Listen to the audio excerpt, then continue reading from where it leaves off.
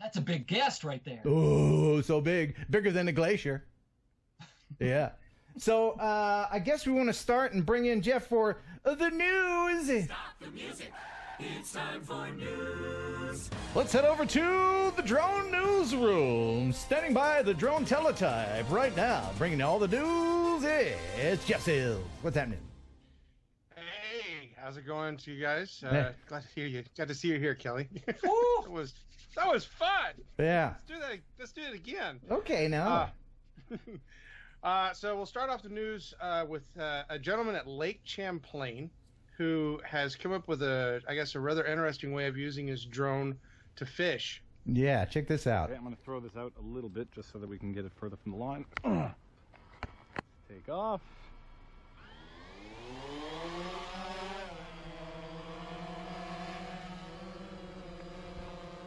Okay, we're going to turn it to the side now and change the angle. Oh my gosh, did you just see the fish? I got a fish.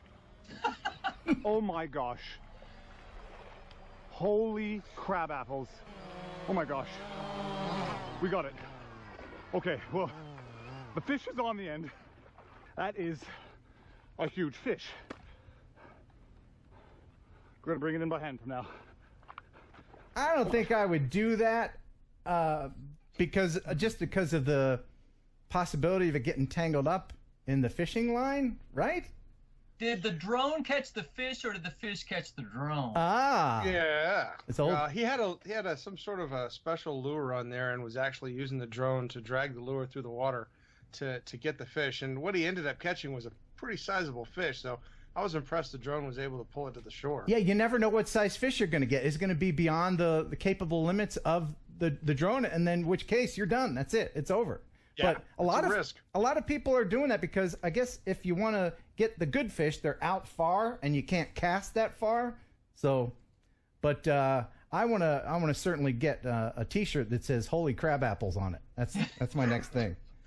I think I'll stick with boats. Okay. All right. So the Department of Homeland Security released their report for the Super Bowl, where they've identified that they had 54 drone incursions for the Super Bowl. I mean, 54. And they were banning drones before the Super Bowl to begin with. They had a no-fly zone, etc. So these were drones that weren't, I guess, susceptible to the no-fly zone. I'm not sure. But they had to take down a bunch of unauthorized drones. 54 different incursions. That almost seems like a low number to me, really. I mean, it's Super Bowl. You would think everybody would want to fly over the Super Bowl or try to get close or, at least get some footage of something. Or doesn't that seem kind of low? No, since most people are there to see the game and not really play with the drones. And of course, you also have the issue of where to launch from, etc. Yeah. It's not the easiest thing to do. So 54 would be about what I'd expect. I would think that it's mostly people that aren't at the game. I mean, you're not going to go to the game and bring your drone in there and have a chance of getting kicked out. It's probably people in the parking lot, right? More than likely. Yeah. Don't do that. That's bad, people. Don't do that. All right. So next in the drone, we have a glimpse at the future of race broadcasts. A guy named Johnny FPV has one-upped everybody for aerobatic cinematography with this amazing view of a motorsport race. This is great. Wow.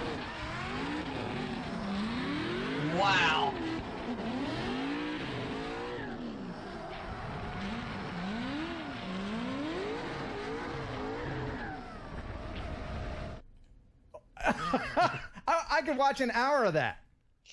Yeah, and see, the thing is that the people that do these races have caught on to the fact that that particular type of filming gets the adrenaline going even more than just like a static camera.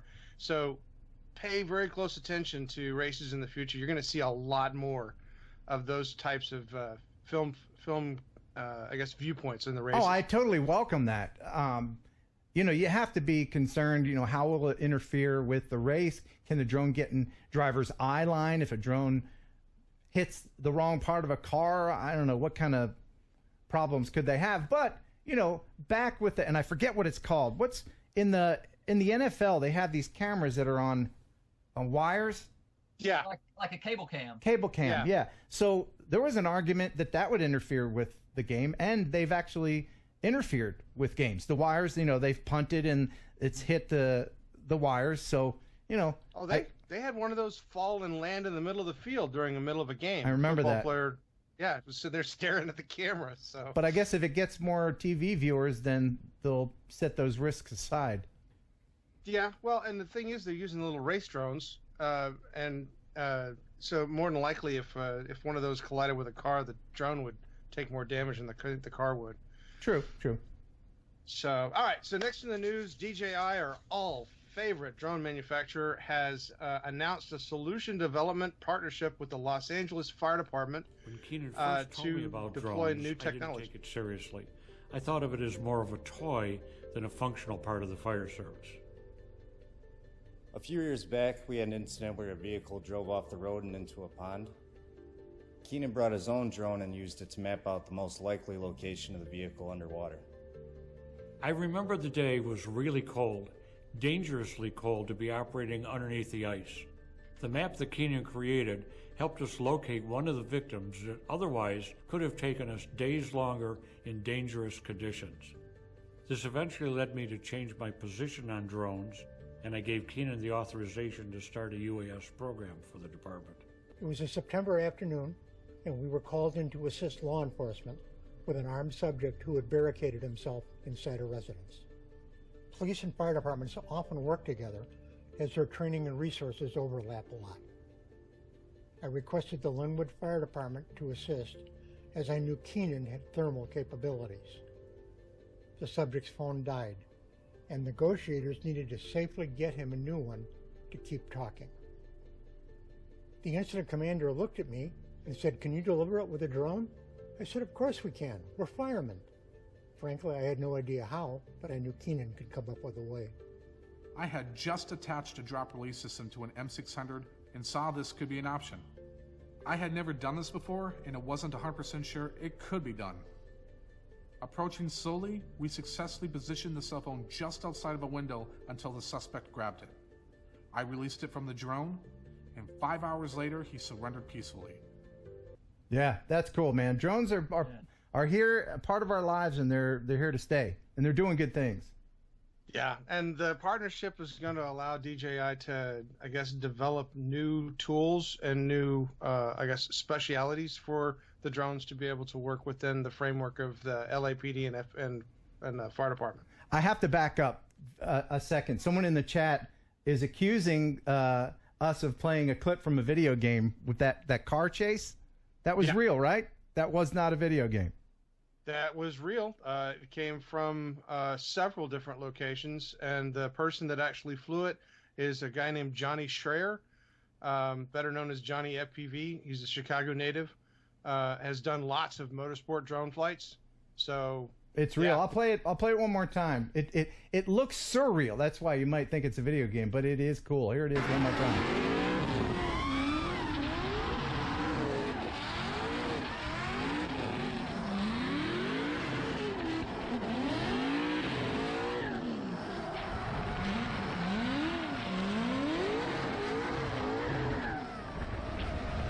And again, let's watch it again. Do it again. Well, and I will sympathize with the person in the chat. Yes, first time I saw that, I thought it was fake. I wasn't going to show it to you, Ken. I was like, no, it can't be real. And I went back and I watched the video several times. I went and did research to figure out what race it was from, where it was located, who was the pilot, etc. I found more information that proved to me that it was real. But yeah, the first time I saw it, I was like, wow, it looks like a video game. I want to fly like that. I would love to fly like that. I've got some amazing video from race drones tonight that you're going to want to stick around and see. Okay. They also look like video games. All right, so the meat and potatoes for this evening is definitely going to be associated around the Part 107 changes that the FAA is putting forward to relax the commercial drone flight restrictions. And this is some pretty important stuff. The changes proposed by the FAA, of course, obviously are allowing the flight over people without requiring a waiver. It's going to be based on the category of the type of drone that you have.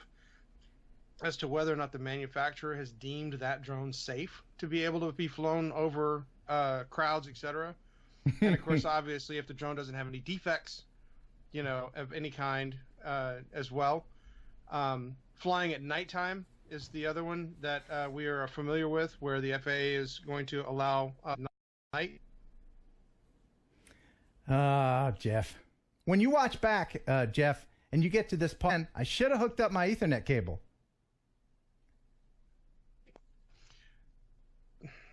Are we back? No, I'm still here. I just got no video for some reason. I think something happened. Something glitched over here. We good? Everybody's still. I can see you guys, and you're streaming fine. Yeah, there we are. We back? So, yeah. Okay, cool. Let's continue with what were you saying about the Part 107 restrictions? Okay, so I was talking about the flying at nighttime, and the FAA, of course, is set up the thing where you have to have anti-collision lights that are within a 3 statute mile visibility, but of course that also includes now the Part 107 pilots. They would have the ability. They're offering new additional waiver types for operations over moving vehicles, operations over people that otherwise wouldn't comply with the proposed new rules, and operations at night without using collision lights. So you could get a waiver to fly your drone without using the anti-collision lights. They also clarified what authority figures can request your pilot certification, because they didn't really clarify initially who was allowed to ask you for your license, which caused some problems with certain groups. So they clarified that an FAA administrator, a representative of the National Transportation Safety Board, any federal, state, or local law enforcement officer, and any representative of the Transportation Safety Administration would be allowed to ask for your pilot certificate. Anybody else? They don't have the right to ask for that. And then of course the one thing that we've all been interested in is, and this is the proposal part of the stage on this, is the proposal to change the certification process. The idea is that they're going to do away with the test, and that they're going to go to a knowledge training course that you would take. So it's going to be a practical test rather than a knowledge test? It sounds to me like it's going to be more of a training class that you sit through. But that they would have you do that training class, recurrent training class, every 24 months. Is there still going to be a written test, or is it going to be like traffic school where you just sit there and you pay your $100, and not that I would know anything about that, but you pay your $100 and then you take like 6 smoke breaks and then you leave. Well, again, it's still in the proposal stage, so a lot of things about the specific details are being ironed out. They were talking about changing it to change the name to the Part 108 recurrent knowledge test. So these proposed changes probably are not going to come into play immediately. We'll probably take a year or 2 years before we actually see them come to fruition. Yeah, and these are all things that are being put into place to help corporations deliver socks to us. That's all this is. Well, the other thing is that if you go out to the FAA's website right now, they have an open forum discussion that as a drone pilot, you have the ability to submit your ideas about the new drone laws. There are several websites that have been talking about this. I don't have a specific link to go to, but if you go to the FAA site, or if you check some of the drone websites like Drone DJ, etc., they have information about this. I think that particular survey that the FAA is doing is going to end on the 14th. Yeah. I actually have some additional information about this. It's the FAA spokesperson talking about this very thing, and here he is. Yeah! Yeah!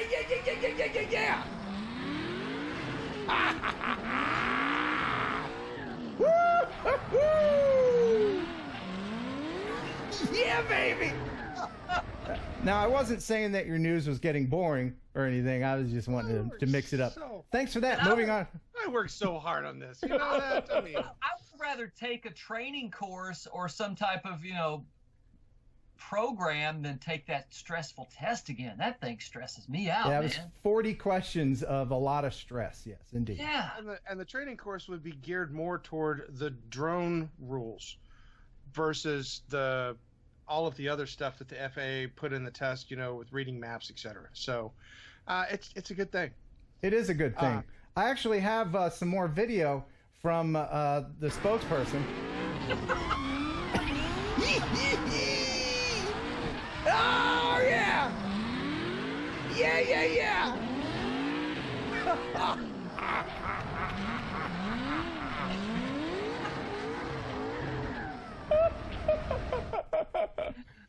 Back to you in the newsroom. I am never giving you any more adrenaline-fueled videos. I'm telling you, it's going to be nothing but boring news crap from now on. All right, so the next story that we have is a drone pilot captured a very dramatic collapse of a glacier in Iceland. Yeah, this is awesome. I mean, he was right there at the right moment. Oh, yeah. And it's deceptive that, it looks like it's not a lot of ice, but that's, tons and tons and tons of this stuff. Yeah. That's video game footage if I've ever seen it. Yeah, it's totally video game footage for real, man. Well, we only ever get to see those collapses from, the boat's viewpoint. And so being able to actually see it from the air gives you an amazing viewpoint of that. Mm-hmm. And I challenge anybody to try to name the glacier that thing's on, because it's like about 60 letters. Try to say it, Jeff. Try to say it. Brita Merkel Jokul Glacier. Close enough. Yep. In Jokul Sarlon. Oh, it's one of those. The Jokul. Yeah. In the Jokul family. All right, I think we have one more news story. Yeah, one more news story, and this is the fun one. Uh-huh. So we know that the Army was getting the Black Hornet nano drone, and we know that the Black Hornet nano drone is out in the wild. The Army is actually starting to take ownership of these. Cool. And so the Air Force, of course, got their hands on this and decided that they would really like to be able to use these for swarm releases. Oh, yeah, swarm releases. And this is not video game footage? No, this is not video game footage. This is actual... That's Call of Duty if I've ever seen it. So these are these little drones being dropped out of these big, huge planes. Yeah. Okay, and then what happens, Jeff? Canisters disperse them, and then once they're in the air, then they can be directed toward whatever target they either need to provide surveillance for, or whatever, I guess, need the military has for them. It's really amazing to sit there and watch the swarm move the way that it does. Wow. Look at that. Wow. And these are all autonomous, that like preset missions? No, that's somebody on the ground giving them commands and telling the drones where to go. So it's one person controlling all the drones, giving them like a preset, like I'm sure they have. Yeah, it's partially preset. What's amazing is, I think there's in the video for this, is the view from the ground as these things come flying by. Yeah, there it is. Wow. Oh no, it gets better. They look super small in that picture you showed. Just tiny. Man, that looks like scary stuff. By the way, thank you to Arthur Pettit. Thank you, Arthur. $20 super chat. Thanks so much. And there's no message with the super chat, but I'm going to assume that Arthur, for his $20, would like to see a specific video one more time. Yeah! Woo! Oh, yeah! Oh, yeah! Oh, baby! Oh, I'm getting the vipers. Would you rather be the guy flying the drone or driving the car? Drone. What? Because I don't have to wear a Hans device when I'm flying the drone. Good point. Google it if you must. Jeff, thank you so much. But before we go, Kelly and I have a little song that we're going to sing to you. You ready? Happy birthday to you. Happy birthday to you. Happy birthday, dear Jeffrey. Happy birthday to you. Jeff just turned 50. Yeah. Welcome to the 50 Club. Yeah, congrats. Yeah, I'm already getting my AARP mail. I tell you what, So. you're welcome to 50. Before you know it, you'll start losing your hair. You'll start at 50. People generally notice they start gaining a little bit more weight. Sometimes at 50, you tend not to have a lot of energy. Anyway, happy birthday, buddy. Thank you. Thanks for the news. Thanks for the super chat, Mike Roche Studios. $5 super chat. Jeff Sills, plug my 007 video. Okay. Richard Gray, $10 super chat. Thank you so much. As we bid a goodbye to Jeff. Thank you, Jeff. Most welcome. Love you. Mean it. Thanks for stopping by. Now get out. All right. Now back to just us, the cool people. Of course, Jeff is cool, but not as cool as he was before he was 50.